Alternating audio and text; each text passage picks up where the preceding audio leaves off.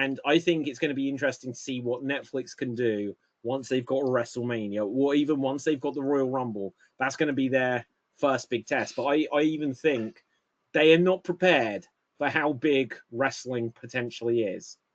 I think suddenly Netflix is going to have real trouble in the first few weeks with keeping up with wrestling fans and people who haven't been able to watch wrestling suddenly being like, "Well, I've got Netflix already."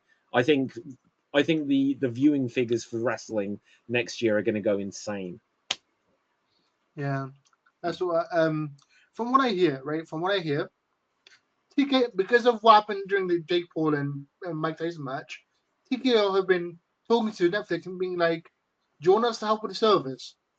Like, do you want us to like provide funding for the servers or something?" Like they're trying But to get into no, an arrangement of like buffing the servers. yeah, I wouldn't do that if I were TKO. I'd be like, sign the deal, make it work. You know, I'd make them deal with it. Look, because they're going to get a lot more subscribers. I think, if their subscriber count hasn't trickled up in preparation for this, I think, like with Netflix, month by month, I could take it or leave it. I'm like, oh, Cobra Kai's on or something. Then I'll be like, Yeah, seven, like when Stranger Things coming back. But now they've got like a permanent thing for wrestling fans who is going to keep them there. It'll be interesting to see how much of the archive of like the WWE network ends up on there or not.